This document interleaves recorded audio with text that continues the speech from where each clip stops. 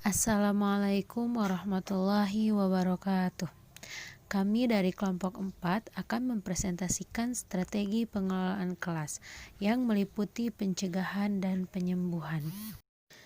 Di sini ada 5 poin yang akan disampaikan. Yang pertama, apa arti tegas tetapi tetap adil? Yang kedua, menolak terpancing oleh umpan. Yang ketiga, pencegahan positif melalui aturan dan sasaran kelas. Yang keempat, mengubah aturan menjadi tanggung jawab. Dan yang kelima, pencegahan sebagai masalah sumber daya. Perkenalkan, nama saya Nita Nurpinare Porwati dengan NIM 1808149. Di sini saya akan menjelaskan tentang apa arti tegas tetapi tetap adil. Apa arti dari tegas tetapi tetap adil? Anda mungkin bertanya-tanya mengapa guru yang berpengalaman bisa tampak tegas pada siswanya, namun tetap menerapkan rasa humor dan kepositifannya. Mereka tahu jika mereka bisa menangani masalah kecil sejak dini, maka mereka akan menghadapi lebih sedikit kesulitan yang serius di kemudian hari. Sesegera mungkin, kembangkan gaya mengajar Anda di mana harus lebih aktif daripada pasif. Bertekad dengan tenang dan tegas daripada sabar terhadap perilaku buruk. Ketika guru pelatihan diberi nasihat yang biasa, bersikaplah tegas tetapi tetap adil, tidak ada indikator nyata tentang apa artinya ini. Pemikiran lain seorang guru mengenai sikap tegas adalah memerintah. Mungkin Anda ingin menjadi panutan yang baik bagi kelas Anda. Bagaimanapun, para guru di awal tahun masa jabatannya memiliki waktu penuh dan mereka selalu berharap akan lebih kuat di awal tahun tersebut. Anak-anak sering menguji batasan, jadi Anda perlu ide yang baik mengenai apa arti dari tegas. Jika Anda ingin menciptakan hubungan kerja yang baik, ada langkah-langkah menuju profesionalisme yang mungkin bertentangan dengan naluri Anda. Ada 3 cara untuk menangani kenakalan. Ini adalah 3 cara utama untuk menangani siswa yang berperilaku tidak sesuai dengan keinginan Anda. Ke-1, menghindarkan gangguan. Yang kedua, memberi peringatan. Yang ketiga, memberi konsekuensi. Langkah-langkahnya, yang pertama, Anda dapat mengingatkan siswa tentang target kerja untuk mengalihkan perhatian mereka. Yang kedua, Anda dapat merujuk pada kode pelanggaran perilaku dan tanggung jawab atas perilaku yang dilakukan siswa. Dan yang ketiga, adanya konsekuensi jika tidak menanggapi poin yang pertama dan kedua. Kadang-kadang, guru dapat melanjutkan kegiatan yang akan dilakukan siswa untuk mencapai keseimbangan antara formalitas dan tekad guru supaya berhasil. Guru dapat bersikap toleran tetapi harus tetap bertekad bahwa guru akan melibatkan kelas dengan membandingkan pengajaran yang antusias dan adanya jeda di tengah pengajaran supaya mendapatkan perhatian kembali dari para siswa. Saya telah belajar untuk menghentikan pelajaran yang diam ketika ada orang yang menyimpang atau mengobrol di awal penjelasan saya. Mereka tahu bahwa jika saya berhenti 2 kali, saya menyimpan 1 foto di papan, dan jika saya harus berhenti lagi, saya tambahkan tanda centang yang berarti istirahat sebentar. Dan mereka harus membuktikan bahwa mereka telah bekerja cukup keras untuk membatalkannya. Setelah itu hilanglah 2, 3, atau 4 menit waktu yang hilang. Saya mulai memperingatkan dan mengancam, lalu saya menemukan sebenarnya lebih baik untuk menunjukkannya, dan mereka pun segera mendapatkan pesannya. Guru peserta pelatihan. Memanage perilaku yang tegas tidak seharusnya menjadi medan pertempuran. Jika guru ingin memenangkan pertempuran, pilih prosesi lain, karena mengubah mengajar menjadi sebuah pertempuran bukanlah cara yang baik untuk menghindari stres. Ketegasan guru terkadang merupakan pernyataan yang dibuat untuk anak yang sulit memenangkan pertempuran. Guru tidak dapat membuat siswa melakukan apapun yang mereka tolak untuk dilakukan. Bujuklah mereka hanya untuk memikirkan konsekuensi yang tidak diinginkan. Jika guru memberitahu mereka bahwa guru tidak setuju, misalnya, guru perlu memikirkan perilaku yang dapat diterima dan apa yang terjadi jika guru tidak melakukan hal itu. Dengan ini setidaknya guru telah menyatakan ketegasan guru. Tidak ada jaminan bahwa siswa akan berubah arah, tetapi setidaknya perilaku mereka telah tercatat. Bersikap tegas seringkali diperlihatkan di awal pelajaran. Saat itulah, selain untuk mendapatkan perhatian, guru juga harus memeriksa segala jenis gangguan kecil seperti pecandu permen dan pemakai topi. Perkenalkan, nama saya Haris Nadia dengan NIM 1801752. Di sini saya akan menjelaskan tentang refusing to be hooked by the bait atau menolak pancingan oleh umpan. Silahkan disimak.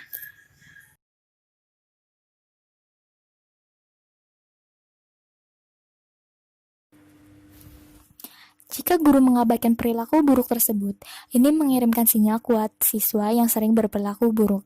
Ini memberi pesan bahwa perilaku tersebut tidak mendapat imbalan. Siswa seringkali harus melihat akan mengambil umpan apa. Dalam hal ini, mereka menang karena mereka mendapat perhatian guru. Sebagai guru, Anda memberi pesan pada siswa bahwa mereka mendapat perhatian jika mereka ikut bekerja sama, dan mereka akan diabaikan jika tidak memperhatikannya.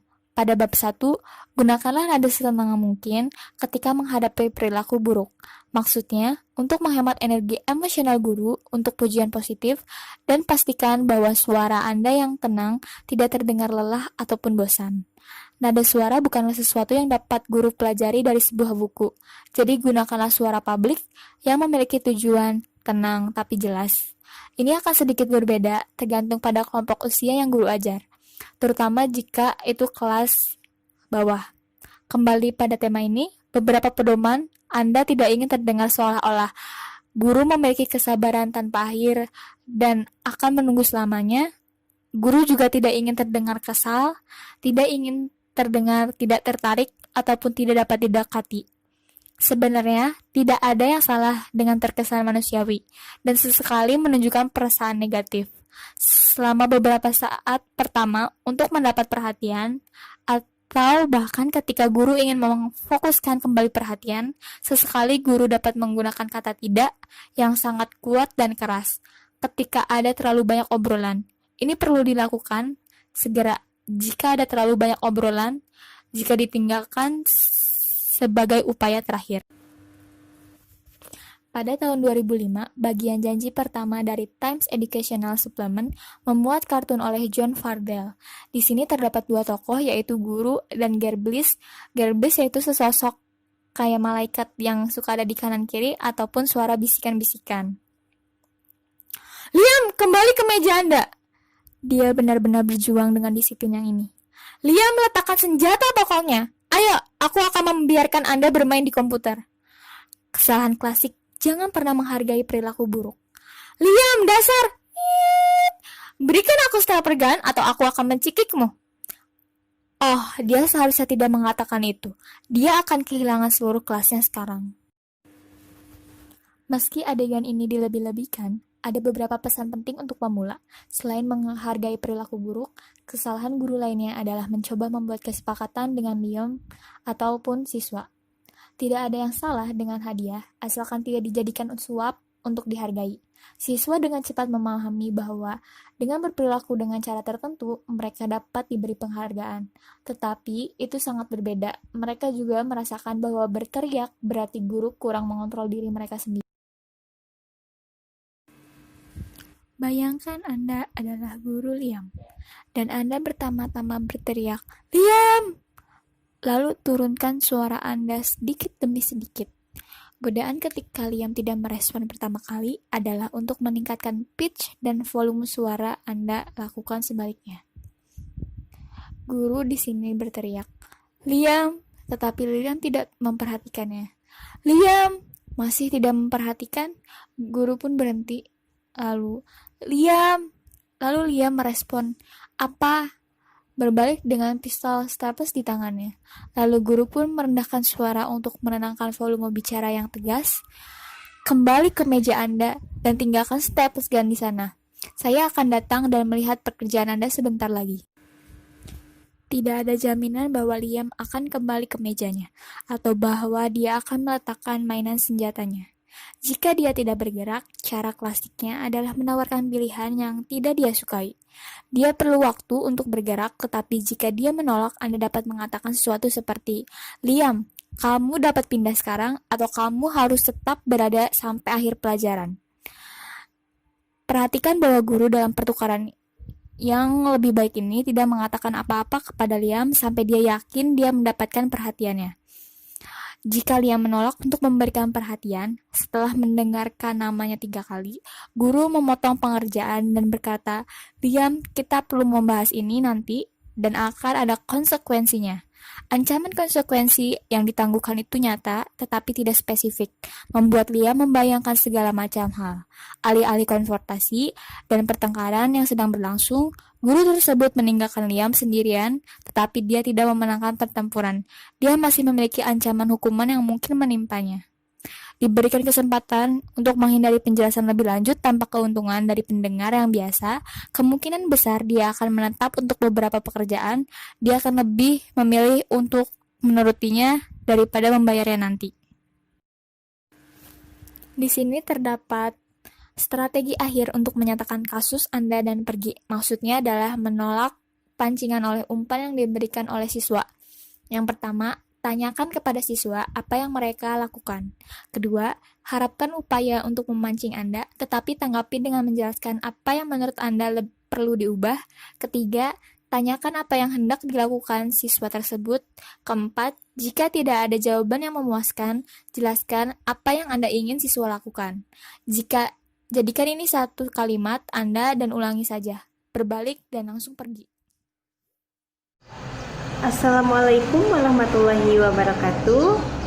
Izin memperkenalkan diri, nama saya Hesti Widya Astuti, NIM 1806203. Saya dari kelas 3 EPGSD. Di sini saya akan memaparkan tentang pencegahan positif melalui aturan dan sasaran kelas. Selamat menyaksikan.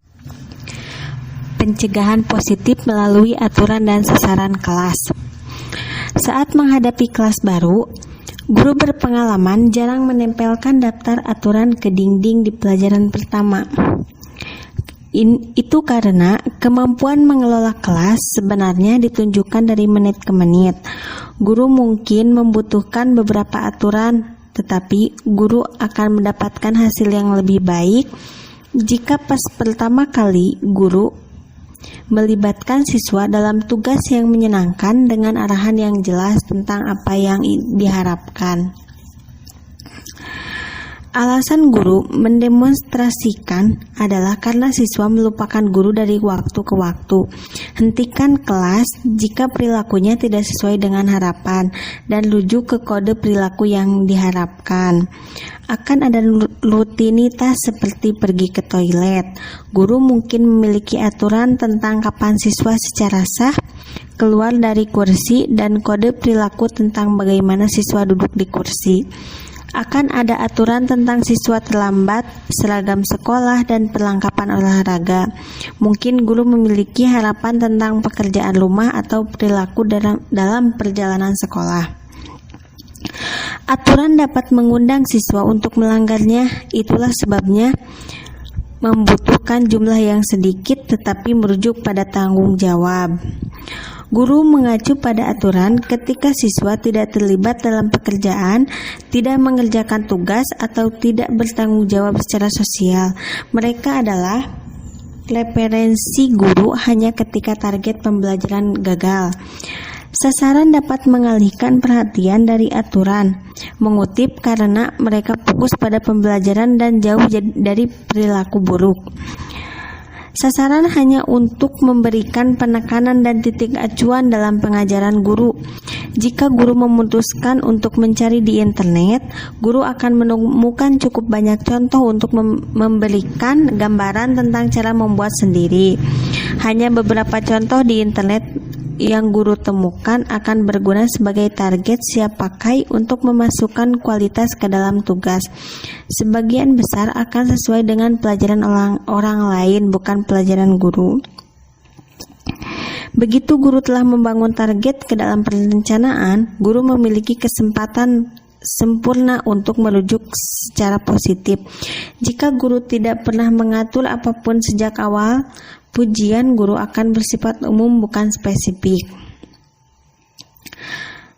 Aturan kelas harus berupa poin referensi sederhana atau segera diabaikan. Jika guru memutuskan untuk mengatur diskusi untuk menyetujui aturan, guru mungkin menemukan bahwa aturan yang tidak perlu muncul. Alih-alih bicaralah dengan sopan, guru mungkin ditawari tidak ada sumpah serapah di kelas yang negatif dan tidak perlu. Aturan harus memiliki konsekuensi yang melekat atau tidak berharga. Contoh aturan dan konsekuensi. Contoh aturan ada: lihat dan dengarkan pembicara, ikuti instruksi dengan seksama, perlakukan orang lain sebagaimana kita ingin diperlakukan, bergerak dengan hati-hati dan tenang di kelas, jagalah tangan dan kaki kita untuk diri kita sendiri, hormati milik kita sendiri dan milik orang lain.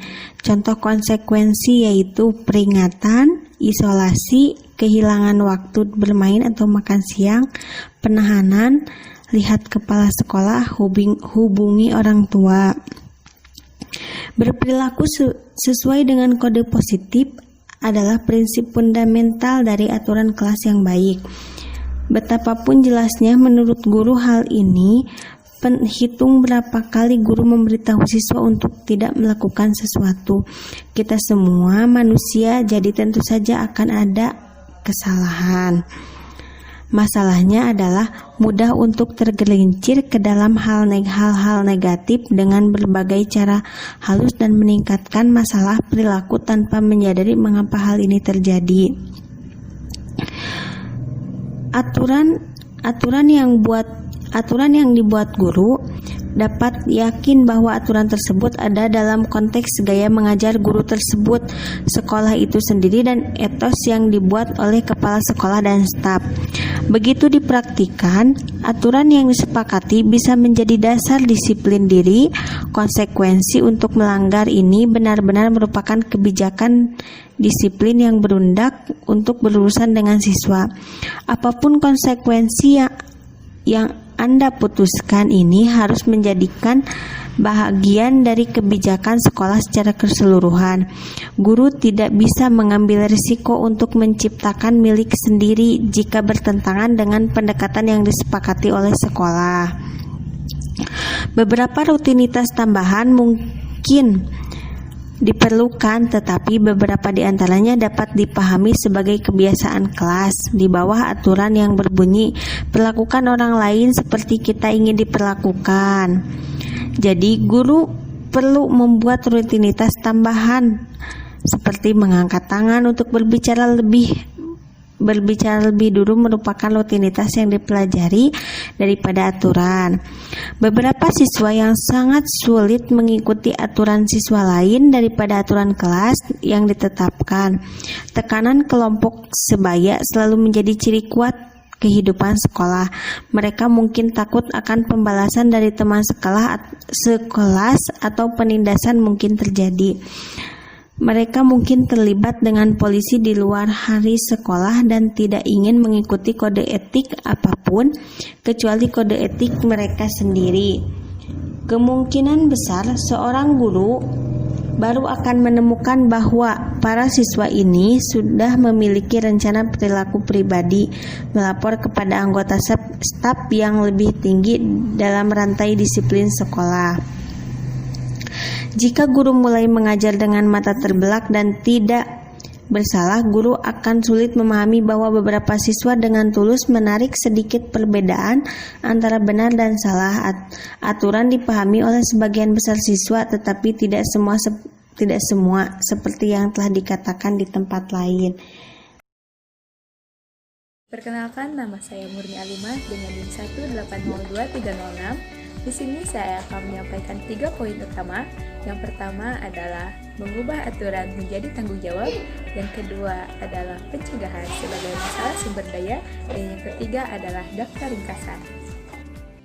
Transforming rules into responsibilities. Mengubah aturan menjadi tanggung jawab. Dengan mengubah aturan menjadi tanggung jawab, guru tidak perlu terus mengingatkan siswa terhadap peraturan di dalam kelas. Guru sering menggunakan aturan sebagai pengingat agar siswa bersikap sesuai dengan aturan yang ada dalam kelas. Contohnya saat guru berkata, "Jangan berisik, ibu sedang menerangkan." Menekankan aturan kelas mungkin tidak akan membuat siswa bertanggung jawab. Siswa mungkin perlu diingatkan terus-menerus karena tidak ada alasan yang nyata mengapa dia harus mengingat aturan dalam kelas. Ini akan membuat kelas yang berisik. Guru dapat memiliki aturan bahwa tidak ada yang berbicara pada saat yang sama dengan guru. Tetapi, apakah guru membutuhkannya? Jika itu adalah aturan kelas, guru memiliki peluang lebih baik untuk menegakkannya. Tetapi, guru belum menyerahkan tanggung jawab untuk mendengarkan. Ada beberapa pembicaraan guru yang halus untuk belajar. Berikut adalah beberapa contoh kontras yang tidak disarankan bahwa aturan tidak diperlukan. Hanya ada nilai lebih dalam tanggung jawab diri. Contoh yang pertama, mengacu pada aturan. Ingat aturan kita tentang jangan berteriak. Mengacu pada tanggung jawab. Peter, kamu dapat menggunakan suaramu lebih baik dari itu. Jadi, kami semua bisa berkonsentrasi. Contoh yang kedua, merujuk pada aturan. Darren, ingat aturan kami tentang tidak menghentikan orang lain yang sedang bekerja. Mengacu pada tanggung jawab. Darren, kamu cukup bertanggung jawab untuk melakukan ini sendiri. Jadi, biarkan Peter melanjutkan pekerjaannya juga. Contoh yang ketiga, mengacu pada aturan. Ben, kamu lupa aturan tentang keluar dari tempat dudukmu. Mengacu pada tanggung jawab. Ben, beritahu saya, mengapa Anda tidak bekerja? Contoh yang keempat, mengacu pada aturan. Ingat aturan kami tentang membuang sampah ke lantai. Mengacu pada tanggung jawab. Saat ruangan terlihat oke untuk pergi, kita baru akan pergi. Perhatikan penyertaan ketika bla bla bla kemudian bla bla bla. Sudah disebutkan di bab 3. Kali ini bukan ketika kamu bla bla bla bla, tapi efektif ketika ruangan terlihat oke, kemudian kita bisa pergi. Undang tanggung jawab kelompok. Agar ini terjadi, Anda perlu menjelaskan pada kesempatan sebelumnya bahwa hal ini sangat tidak mempedulikan siapa yang membuang sampah, tetapi merupakan tanggung jawab semua orang untuk membersihkan ruangan sebelum pergi. Pada tahun-tahun awal, guru membutuhkan seperangkat contoh yang sedikit berbeda. Contoh tersebut bisa berasal dari pertemuan guru kelas yang mengajar di daerah yang sulit. Mengacu pada aturan. Demi Tuhan, tetaplah diam ya. Aturannya adalah kita duduk diam dan dengarkan di atas karpet. Mengacu pada tanggung jawab. Freya, bokongmu sangat gelisah hari ini. Itu perlu ingatlah untuk diam agar siswa lain tidak terganggu. Mengacu pada aturan. Leon, ingatlah kami menjaga mainan kami. Mengacu pada tanggung jawab. Leon, jika mainan itu rusak setelah kamu selesai melemparnya, kamu harus memperbaikinya untuk waktu bermain besok. Selanjutnya, prevention as a resource issue. Pencegahan sebagai masalah sumber daya. Banyak masalah perilaku dapat dicegah dengan mengingat dan mengantisipasi sumber daya yang dibutuhkan untuk mengajar. Ada beberapa masalah yang jelas, seperti apakah siswa membutuhkan sumber daya yang sama secara tepat di saat yang sama? Ini adalah sesuatu yang Anda coba hindari. Itulah sebabnya ada cukup gunting, kertas, dan sebagainya untuk kelas. Anda perlu merencanakan file sumber daya. Guru saya memiliki kotak pembantu di setiap meja kelompok. Ini adalah kotak file yang berisi kamus, beberapa penggaris, gunting, penghapus, 2 pensil cadangan, nomor persegi ke-100, dan daftar ejaan sulit yang umumnya dikenal. Ini menghemat waktu dan frustasi. Beberapa guru memiliki rak untuk hampir semua hal. Memiliki kuas, gunting, bahkan pensil di rak berarti bisa dicari tanpa menghitung di akhir hari. Sumber daya yang lebih canggih diperlukan untuk mata pelajaran seperti teknologi dan sains. Siswa tidak dapat melihat kayu jika tidak ada cukup gergaji atau kait bangku, dan sains membuat tuntutan serupa untuk perlengkapan yang cukup. Pencegahan sebenarnya memudar ke latar belakang setelah Anda menemukan betapa lancar pelajaran bisa berjalan jika mereka memiliki sumber daya yang baik. Ada lebih sedikit rasa frustasi dan lebih sedikit siswa yang mengantri untuk mendapatkan peralatan. Terakhir, pencegahan melalui sumber daya yang baik termasuk memeriksa apakah sumber daya itu benar-benar berfungsi. Sesi sains bisa rusak karena umbi dan baterai rusak. Rangkaian komputer relatif dapat diandalkan, tetapi masih bisa gagal. Anda mungkin tidak berhasil melakukan apapun tentang kegagalan komputer, tetapi Anda dapat melakukan sesuatu tentang penyediaan lem, pengencang, selotip, dan sumber pengajaran lainnya. Secara tradisional, mencegah lebih baik daripada mengobati. Anda mungkin berpikir bahwa bab ini penuh dengan ide-ide bagus yang berhasil, tetapi pesan yang mendasarinya adalah bahwa sumber daya dan pengolahan yang cukup biasa diperlukan untuk mencegah masalah yang timbul di tempat pertama. Bagian terakhir dari bab ini adalah daftar ringkasan. Yang pertama, ada 3 cara untuk menangani kenakalan, yaitu gangguan, perilaku pengingat, dan konsekuensi. Pertama, arahkan siswa kembali bekerja. Kedua, mengacu pada pelanggaran aturan. Ketiga, berikan konsekuensi karena mengabaikan gangguan dan melakukan pengingat. Yang kedua, kendalikan diri Anda dalam krisis sebelum Anda mengontrol kelas. Yang ketiga, air berlumpur jika dibiarkan terkadang akan jernih dengan sendirinya. Yang keempat, jangan pernah tawar-menawar dengan siswa. Yang kelima, pastikan Anda memiliki perhatian pelakunya sebelum Anda mengarahkan mereka untuk melakukan sesuatu. Yang keenam, jika sejak awal Anda belum mengatur apapun, pujian Anda akan bersifat umum, bukan spesifik.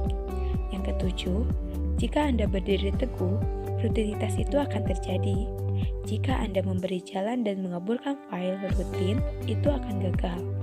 Yang kedelapan, aturan menetapkan batasan yang jelas dari perilaku sosial yang disepakati. 9. Katakan bisa dan tunda dengan kapan. 10. Anda bisa mengalihkan perhatian, menegaskan diri Anda, atau memaksakan konsekuensi. Terakhir, cegah masalah dengan memikirkan secara cermat tentang sumber daya yang dibutuhkan.